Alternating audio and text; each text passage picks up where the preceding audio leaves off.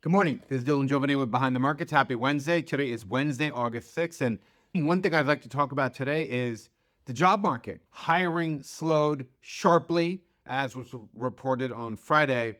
And, look, we saw hiring slow to 73,000 jobs for the month versus 100,000 expected.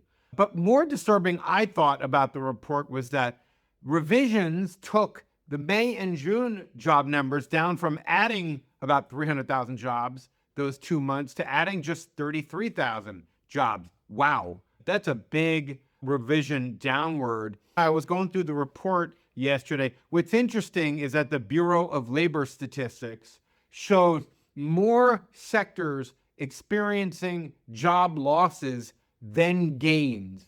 And that usually happens during a recession. And again, this argues for, as President Trump has been talking about, lower rates. He's been pounding Powell to lower rates. But it's a really tricky situation because you have jobs slowing down and you have inflation picking up, which anybody old enough remembers the 70s. That's called stagflation, stagnant growth plus inflation. What a nasty word that is, stagflation. Whoever thought of that word really nailed it, because what an awful word that is. Just sounds bad.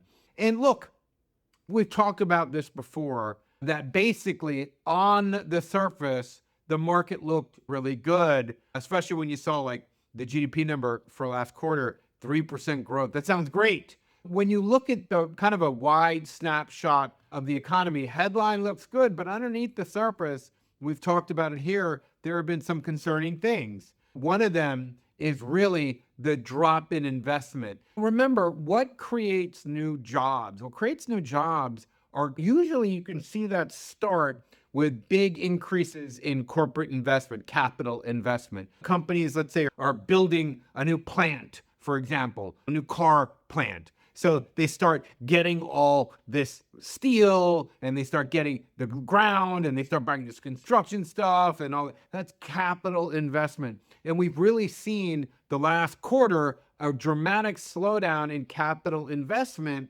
which of course tells you in the future you're going to have a weakening labor market.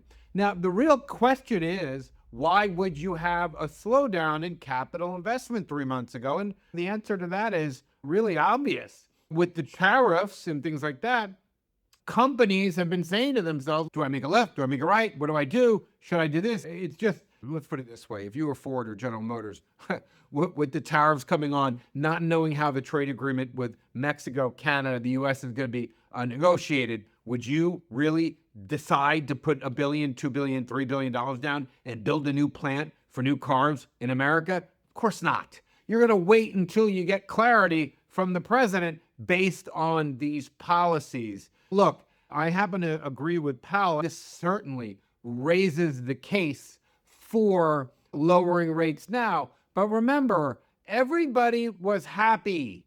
Everybody was thrilled. All my friends were thrilled when Trump sent out checks during COVID. And they were even more thrilled when Biden sent out checks, even after COVID, basically. They were thrilled. Oh my God, free money. It's amazing. It's great. But what did we see happen? The year after that and the year after that, we saw inflation spike. So it might be great. You might say to yourself, gosh, lower rates. Trump is right. Let's lower rates. Let's lower rates. Fine.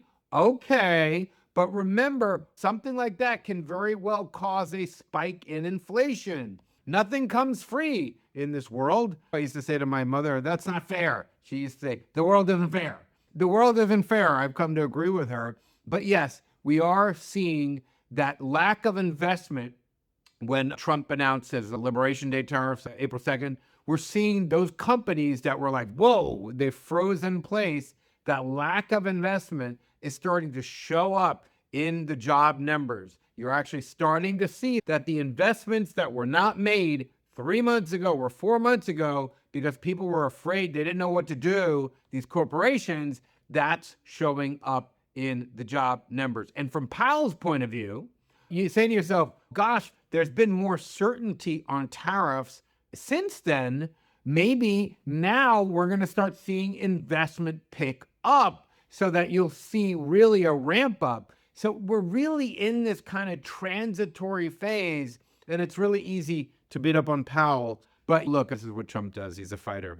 So, here we are. So look, more will be revealed. I just thought it was important to say that the lack of investment a few months back is showing up now in the labor market, and consumers are clearly not out there willfully spending much money, even as the CEO of Starbucks said at his call last week. And this is one of those situations. We're in a transition right now, but more will be revealed. Have a wonderful day. I'll speak to you tomorrow.